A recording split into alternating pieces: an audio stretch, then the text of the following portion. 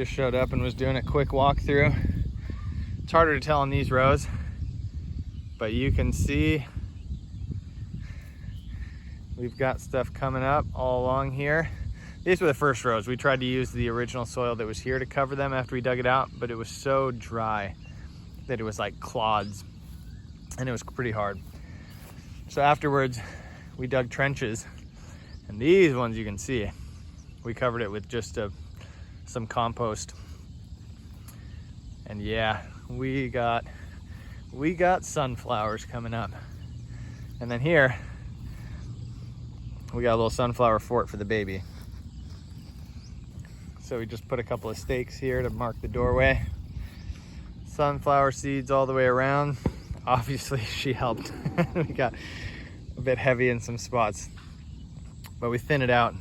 And once it grows up to a certain height, then we can build kind of a trellis and grow vines over the top, and it's like a little hut for her to go in. This is also where she dumped some seeds, and those are doing great here in the shade. Let's go check the corn. I just checked the sweet corn back over in the front edge of that plot.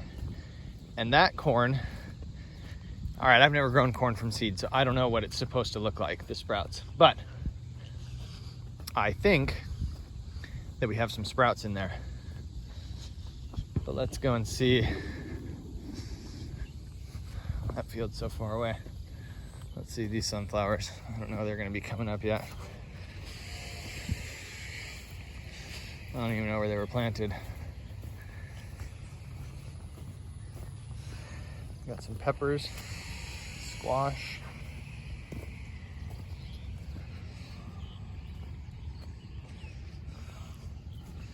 Those peppers aren't doing too bad. You know what was exciting the other day? Oh my, the worm bins are full.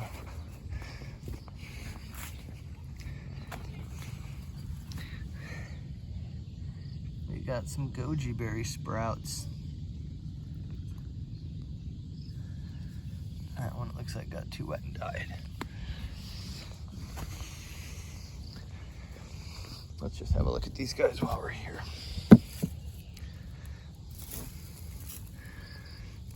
I had to elevate this one because it was getting so wet, but man, they are breaking this down so fast. This was piled up with cabbage and greens waste, and already right there they've broken all the way down through it. That's compost on the top there. These guys are working hard.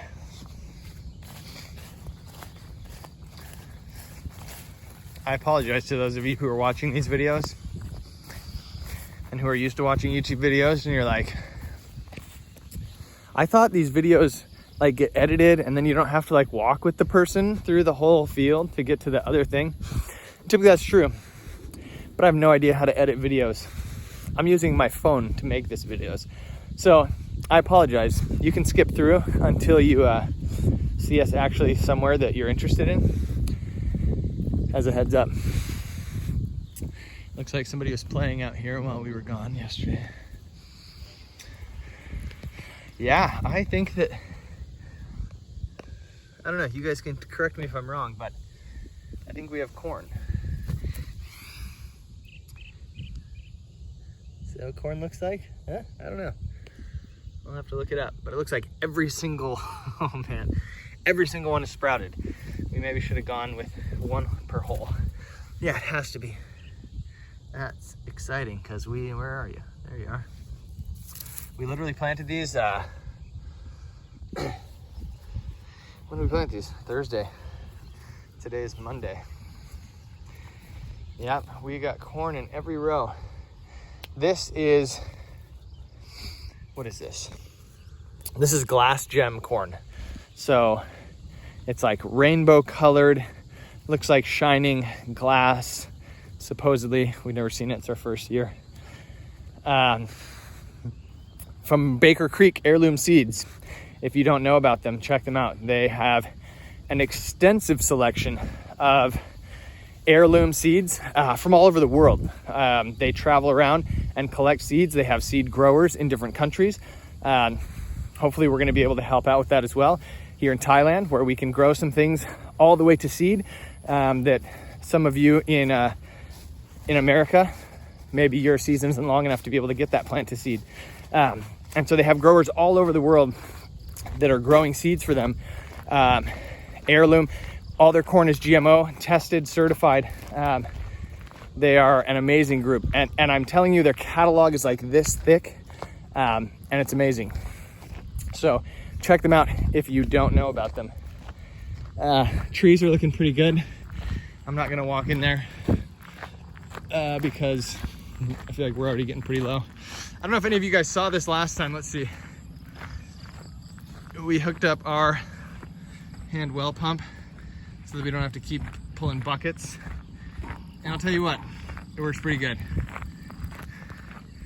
We don't have to drop a bucket off the end of some climbing rope anymore and pull water, which I didn't mind. Actually, I kind of liked it, but at this point now the kids can help us get water. They can go over and throw a bucket on, pump it, and bring it out to us. And that's great. Hopefully one day we'll have a pump and we don't have to carry water anymore. We're gonna check the last field here. This is some blue popcorn. Now this field, we had some crazy rain over the last couple days. Like, it rained continually for a couple of days. And this section, as you can see, was actually kind of flooded. And so I'm hoping that we didn't drown our popcorn, but I don't see any sprouts coming up in this. But we did plant this the day after, and those other ones are just starting to come up. So maybe we come out and take a look tomorrow and we'll see something. As long as they didn't die, I'll be okay. This front section wasn't as flooded, and as you can see, there's still a lot of grass coming up in here. We just kind of broke the surface. We have our tiller set very shallow. Like I said, we didn't want to till anything out here. We wanted to go with a no dig, but yeah, the soil was very hilly. I don't know what to say. Anyways, we needed to break the top up so that we could plant in it and start trying to do this. This is also a sad update that happened. A positive update, we planted a tree here on Saturday. The sad news is that we had to do it because our small dog got ran over, and we had to bury him. And so we had one coconut tree left. And so we buried him and then planted the coconut on top of him, so that we can have Sushi coconuts. The dog's name was Sushi, named by our middle child. Then on the volunteer front, we'll do a quick update on the pond. Man, lots of water. That rain was awesome. We have these little mounds here. I think we're gonna start planting out some watermelons on these mounds because they're already here naturally and they're close to the pond. But yeah, huge amount of water from that rain over the last couple days. And then these volunteer watermelons that we have loved that rain, and they have opened up with flowers all over. I mean, they are going crazy. And I was just over checking them this morning, just prior to making this, and they had bees all over them. It's wonderful.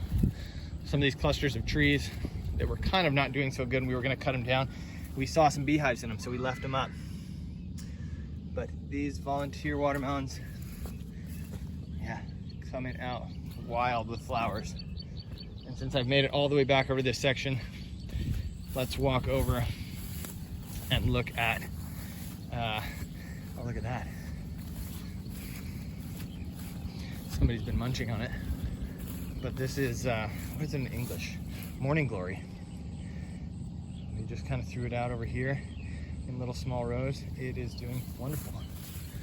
Okay, back to the first field. Since I've done this whole entire walk, we're at 9 minutes. If you're still with us, that's impressive. That's amazing. Appreciate it. Hopefully you skipped through a lot of the walking, because I don't know what I've said and whether it's been of much value. But here we go. This is our sweet corn. You can see it breaking through the ground there. Almost everywhere that one has come up, both of them are coming up. We planted 2 seeds per hole where we had it. Some of them, the package said minimum of 12 seeds, and So we just kind of went with the fact that there would be 12 seeds. A lot of them had a lot more than that. Some of them we had, 36. And so we had to plant some extra rows, but this is looking awesome. Super excited that we got some corn coming up. For those of you who are concerned, we did measure it out, and I know that that doesn't seem super far away, but we went with 150 meter distance. And there's kind of a small little cluster of trees there. And then that one that we did the popcorn is behind the house, behind the shop. And so the idea is hopefully it will not affect that, because we do plan to collect these seeds to use for next year. We're hoping for no cross-pollination, but the idea is that when they first start coming out, I think we're gonna hand pollinate some, and we'll kind of dedicate those kernel or those ears specifically to save. And who knows, if it turns out to not be that difficult, we might hand pollinate all of it, just because we're bored, right, and have nothing to do.